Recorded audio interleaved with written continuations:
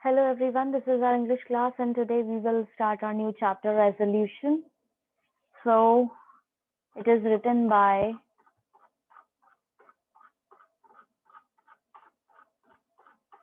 Manish Goyal.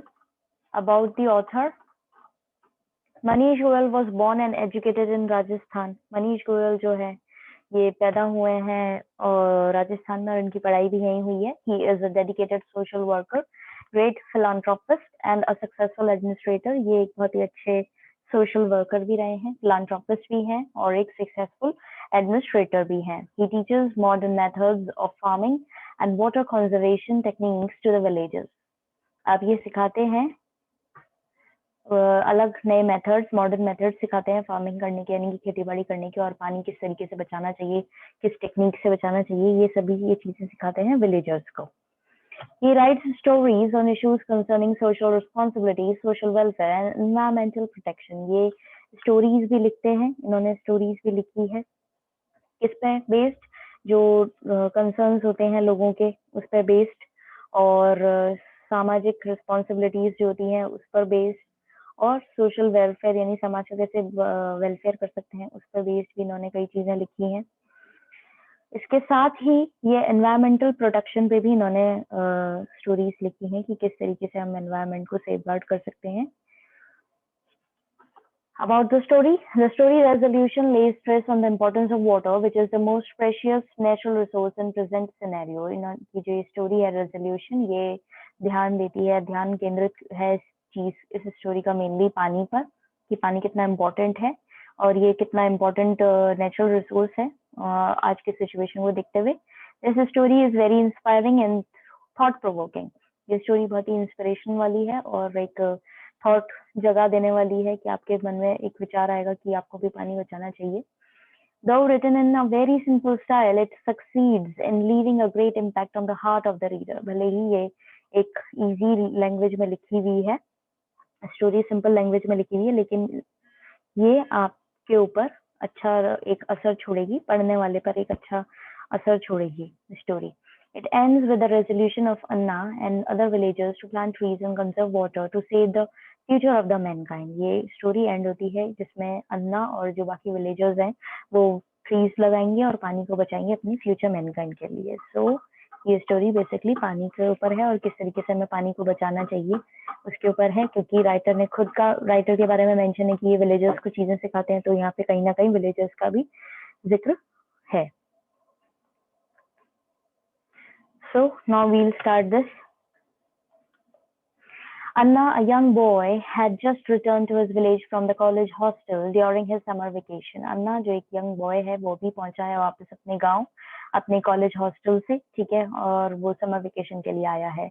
As he trudged towards his home, he saw the sun going below the horizon and western skies fledged with the orange russet streaks of light. जैसे जैसे ये अपने घर की तरफ बढ़ रहा है, ये देख पा रहा है कि सन जो है वो डूब रहा है अपने होराइजन की तरफ, सन दहल रहा है, सूरज दहल रहा है, और वेस्टर्न स्काई जो है वो पूरी तरह ऑरेंज में, स्काई मतलब पूरा आसमान जो है वो ऑरेंज कलर की रोशनी से भर गया है और उसमें कई छोटी छोटी ऑरेंज लाइनें जो है डार्क ऑरेंज लाइट दिख रही है.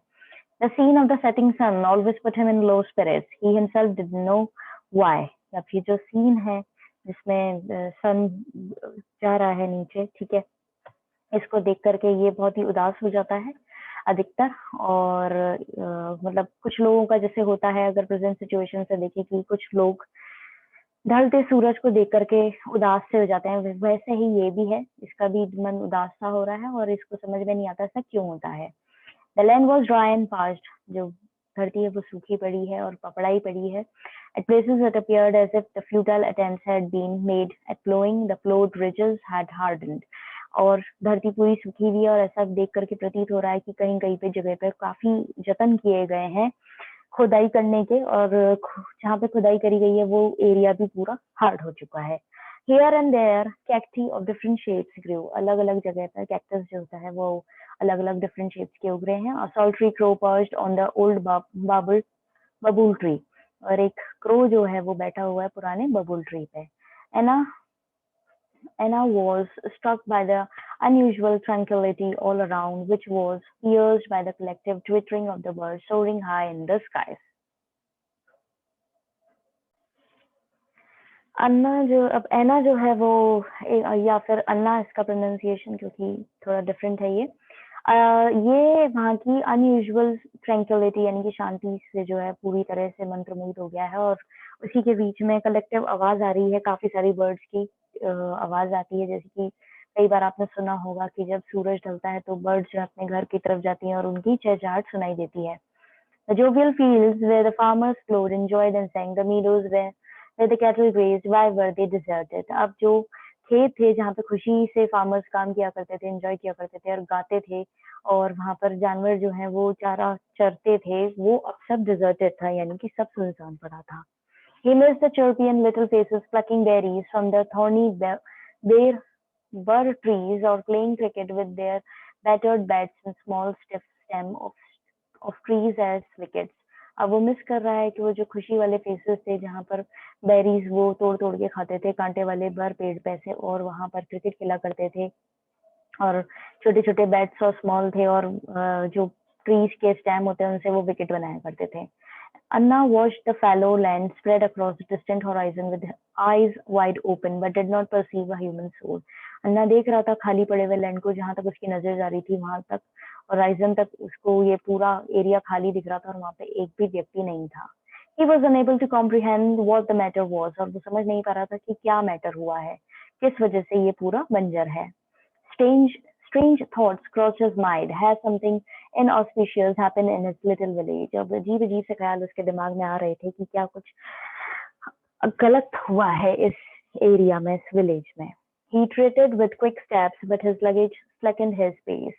वो धीरे धीरे जल्दी जल्दी मतलब वो जल्दी जल्दी कोशिश कर रहा था, कदम बढ़ा रहा था, लेकिन उसका सामान इतना ज्यादा था जिससे वो उसकी स्पीड कम हो रही थी। He passed by the पाठशाला where the evening classes were held for the children and the youth.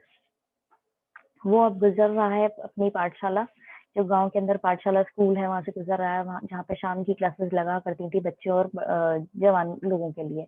The silence of this familiar place jarred on his ears. No students sitting on the sack mats, no reprimanding by the master साहब, no nodding heads memorizing tables, दो एकम दो, दो दूनी चार, no heads bent low over their slates, no writing boards propped up against the wall to dry in the air.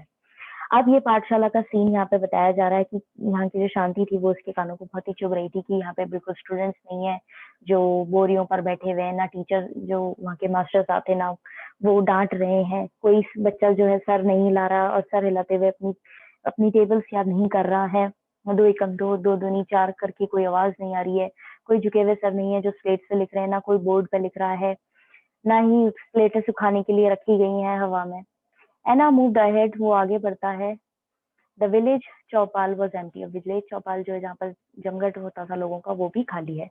As he came close to the houses, he thought of the pleasant aroma of the evening food being cooked, which used to make him ravenous, but this familiar smell too was missing. अब जैसे जैसे वो घरों के पास में जाता है तो उसको वो खुशबू जो आया करती थी खाना पकने की और जिससे उसको भूख लग जाती थी, वो फेमिलियर स्मेल भी उसको नहीं मिल रही थी, वो भी मिसिंग थी। The village dog barked at him, जो गली का कुत्ता था वो उस पर भौंकता है। Has he become a stranger in his own village, क्या वो खुद ही एक अजनबी बन गया है अपने ही विलेज में, अपने ही गांव में। Suddenly he caught a glimpse of the चौकीदार, a frail man with milk white beard, wearing a shabby dhoti kurta. अब सडनली एकदम से उसकी नजर पड़ती है चौकीदार पे, जो कि क्या है, अनैतिक आदमी है, और उसकी सफेद बियर्ड है, दाढ़ी है, और उसने बहुत ही गंदे से धोती कुर्ता पहने हैं। And Anna asked, baba what's the matter, where have the villagers gone? अब वो उनसे बोलता है कि क्या मैटर है, क्या बात है, सारे विलेजर्स गांव वाले कहाँ हैं? The old man answered, all the villagers have gone to the village temple to offer special midnight prayers to please God. अब वो उन्हें जवाब देते हैं, बुजुर्ग व्यक्ति जो चौकीदार है वो बोलते हैं कि वो सारे विलेजर्स गांव वाले जो हैं वो पुराने टेंपल में, विलेज के टेंपल में गए हैं स्पेशल प्रेयर करने के लिए, जिससे भगवान को मना सके। As there is a severe drought in the village, क्योंकि बहुत भयंकर सूखा पड़ रहा है विलेज में।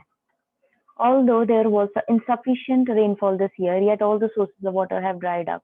To them, it is indicative of the fury of the god. अब भले ही यहाँ पे इस साल काफी बारिश हुई है, लेकिन सारे पानी के स्रोत जो हैं वो सूख चुके हैं, और उनको लग रहा है ये भगवान का इशारा है, भगवान को गुस्सा आ रहा है, इसीलिए वो उनको मनाने के लिए गए हैं। So that's all for today, students. Have a nice day ahead. God bless you all. Please go through the glossary before starting this chapter.